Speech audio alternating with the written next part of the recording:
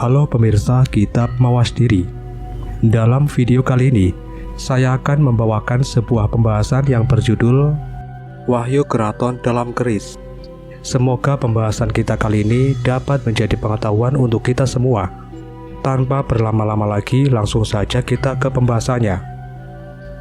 Keris-keris yang paling tinggi bersifat khusus adalah keris keraton. Di bawah tingkatan keris keraton yang mengandung wahyu keraton, ada keris-keris lain yang mengandung di dalamnya apa yang disebut sebagai wahyu kepangkatan dan derajat, dan pula wahyu keningkratan. Keris keraton adalah keris-keris dan pusaka bentuk lain yang maksud dan tujuan dalam pembuatannya adalah dikhususkan untuk nantinya dipasangkan dengan orang si penerima wahyu keraton, menjadi lambang kebesaran sebuah keraton, menjadi lambang kebesaran sebuah kerajaan atau kadipaten sesuai dengan tingkat wahyu kerisnya. Keris keraton, pusaka yang menjadi lambang kebesaran sebuah keraton, terkandung di dalamnya apa yang disebut sebagai wahyu keraton, yaitu wahyu kepemimpinan pemerintahan atau wahyu kenegaraan yang akan dapat mengantarkan oleh pemiliknya kepada posisi dan derajat yang tinggi, menjadi seorang kepala pemerintahan, menjadi raja atau kepala negara atau kepala daerah, sesuai kelas dan peruntukan kerisnya atau sesuai tingkatan wahyu kerisnya. Pengertian keraton bukanlah semata-mata sebuah bangunan keraton yang menjadi istana raja atau adipati atau bupati. Sebuah keraton melambangkan kebesaran sebuah pemerintahan. Bangunannya sendiri hanyalah simbol saja dari adanya sebuah pemerintahan.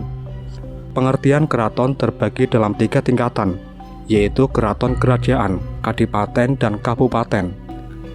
Sehingga pengertian keraton ini meliputi sesuai tingkatannya masing-masing kekuasaan dan kebesaran sebuah pemerintahan kerajaan, kadipaten, dan kabupaten yang disebut keris keraton. Bukanlah semua keris yang dimiliki oleh sebuah keraton, atau semua keris yang dijadikan pusaka kerajaan, atau semua keris yang menjadi perbendaharaan dari sebuah keraton dan disimpan dalam ruang pusaka kerajaan.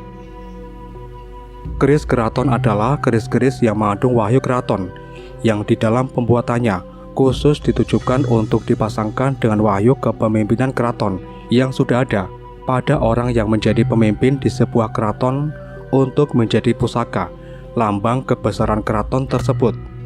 Dalam kategori pusaka keraton ini termasuk juga sesuai tingkatannya masing-masing pusaka-pusaka yang menjadi lambang kekuasaan dan kebesaran sebuah keraton, kadipaten, atau kabupaten. Sebuah keris keraton baru akan menyatu dengan memberikan tuahnya kepada seorang manusia pemiliknya yang memiliki wahyu keraton di dalam dirinya, atau kepada seorang pemiliknya yang cocok untuk menjadi wadah wahyunya. Keris keraton adalah keris keningkratan yang paling tinggi tingkatannya dan bersifat khusus, hanya untuk orang yang memiliki wahyu keraton saja di dalam dirinya. Keris keraton tidak boleh dipakai oleh sembarang orang, termasuk walaupun ia adalah anak seorang raja.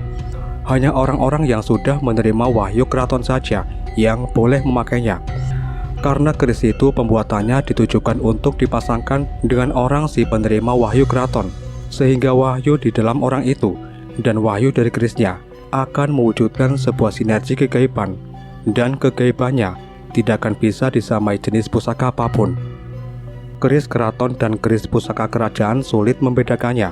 Orang harus memiliki spiritualitas yang tinggi untuk bisa membedakan kandungan wahyu di dalam masing-masing keris, untuk bisa membedakan mana yang adalah keris keraton dan mana yang bukan keris keraton, tetapi dijadikan pusaka kerajaan dan diperlakukan sama seperti sebuah keris keraton.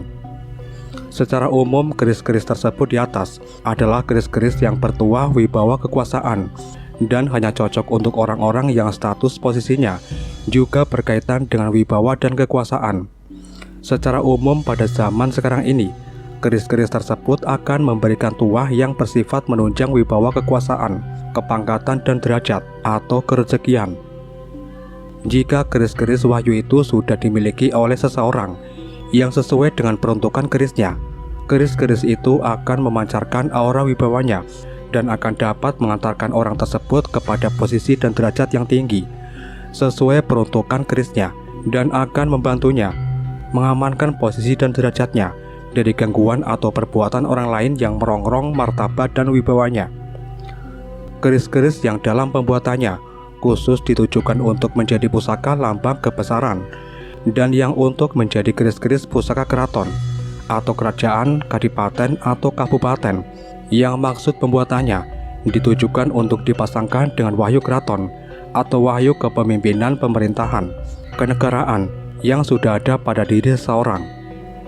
Memiliki tuah yang luar biasa yang tidak bisa disejajarkan dengan keris-keris yang umum ataupun jimat-jimat dan mustika.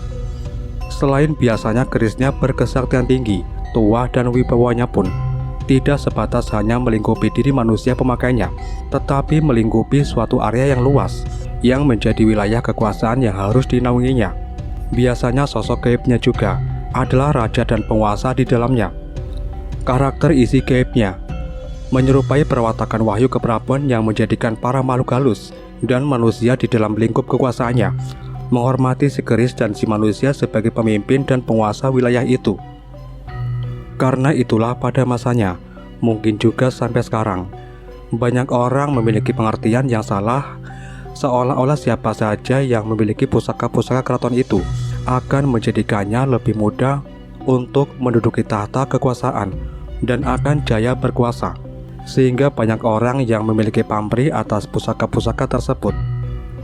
Padahal segala sesuatunya tergantung pada orang itu sendiri dan tergantung kepadanya juga.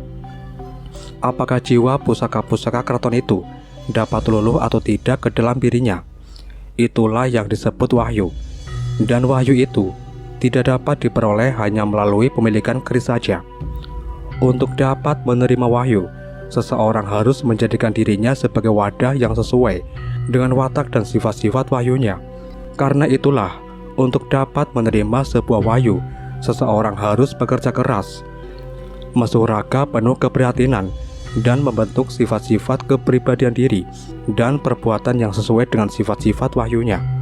Seseorang yang memiliki sebuah keris atau pusaka keraton bukanlah jaminan bahwa orang itu akan dapat mencapai tampuk pemerintahan selama jiwa keris-kerisnya itu masih belum luluh dengan orang pemiliknya.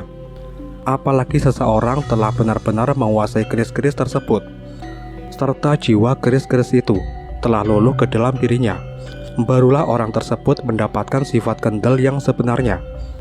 Selama masih ada selisih kebatinan antara orangnya dengan keris-keris itu, maka selama itu pula keris-keris keramat tersebut tidak akan berguna. Keris-keris itu hanya cocok untuk orang-orang tertentu saja. Bisa saja kerisnya dimiliki oleh seseorang, tapi tidak semua orang pemiliknya bisa mendapatkan wahyunya. Karena itulah, meskipun seseorang berhasil menyimpan keris-keris itu untuk dirinya sendiri, dan seandainya ia ingin meraih tampuk pemerintahan, tidak akan dapat dicapainya dengan bantuan keris-keris itu. Karena jiwa keris-keris itu tidak luluh ke dalam dirinya. Itulah yang terjadi pada orang-orang yang berambisi menjadi penguasa. Walaupun mereka membekali dirinya dengan bermacam-macam pusaka, tetapi tuah pusaka-pusaka itu tidak menyatu dengan dirinya. Yang kemudian terjadi adalah keberadaan dan perbuatan orang-orang itu hanya membuat kekacauan keadaan. Pemerintahan yang tengah berjalan menjadi goyah karena dikerilya oleh orang-orang tersebut. Rakyat menjadi korban. Demikianlah keris-keris tersebut baru akan bermanfaat bagi pemiliknya apabila jiwa keris-keris itu telah luluh ke dalam dirinya. Contoh keris keraton. Kiai Nogosostro mempunyai karakter berwibawa, disujuti oleh kawulo, dicintai dan dihormati rakyat, berperi kemanusiaan, melindungi dan memberi kesejahteraan kepada rakyat. Kiai Sabuk Inten mempunyai watak seperti lautan, luas tak bertepi, menampung arus sungai dan banjir yang bagaimanapun besarnya, dan airnya selalu bergerak ke tempat yang membutuhkannya, tetapi gelombangnya dapat menunjukkan kedahsyatannya bila diperlukan. Keris-keris Nogosostro dan Sabuk Inten melambangkan perwatakan Dewa Wisnu. Keris-keris Kiai Nogosostro dan Kiai Sabuk Inten masih harus dilengkapi dengan Kiai Sengkelat, keris yang juga tidak kalah pentingnya. Keris yang memiliki watak lengkap sebagai seorang prajurit sejati, memiliki perwatakan Dewa Hanoman yang setia dan patuh pada kewajibannya, yang bekerja dan berjuang bukan untuk kepentingan dirinya sendiri, tetapi untuk tanah, tumpah darah, dan rakyatnya, dengan penuh kejujuran tanpa pamrih, dan setia menjalankan perintah-perintah yang maha kuasa. Watak-watak manusia yang demikian jugalah yang dicari oleh mereka, yang diharapkan layak dan mampu menjadi pemimpin dan berbudi luhur. Sejalan dengan watak dari keris-keris tersebut, karenanya kesejahteraan rakyat dapat dijamin dan memberi kesempatan mengalirkan bantuannya kepada yang membutuhkannya. Itulah sebabnya keris-keris tersebut di atas, dan keris-keris lain yang dulu terkenal kegaiban dan kesaktiannya, sekarang sudah tidak ada lagi dalam kehidupan manusia, sudah moksa, masuk ke alam gaib bersama dengan visi kerisnya, karena tidak mau jatuh ke tangan orang-orang yang mereka tidak berkenan. Tetapi pada waktunya nanti, sesudah ditemukan sesosok manusia yang sesuai dengan perkenan mereka, mereka akan datang dengan sendirinya, menyatukan diri kepada orang tersebut tanpa perlu diminta. Keris-keris tertentu dulu yang terkenal kesaktian dan tuanya, karena banyak orang yang ingin memilikinya dan memesan untuk dibuatkan. Kemudian banyak dibuatkan tiruan atau turunannya, sehingga kemudian banyak keris yang bentuknya seragam. Contoh keris yang banyak ditiru adalah keris Kiai Nogosostro dan Kiai Sabuk Inten, dan keris Kiai Sengkelat. Dan keris-keris tiruannya sering disebut keris berdapur Nogosostro atau berdapur naga, berdapur Sabuk Inten atau berdapur Sengkelat. Bila yang membuat keris-keris berdapur naga atau sengkelat itu adalah empu yang sama dengan yang membuat keris aslinya, maka keris-keris itu disebut keris turunannya. Tetapi bila yang membuatnya adalah empu lain, maka keris-keris itu disebut keris tiruannya atau tetiron. Sampai di sini dulu pembahasan kita kali ini, dan nantikan pembahasan-pembahasan menarik berikutnya. Tetap di channel Kitab Mawas Diri.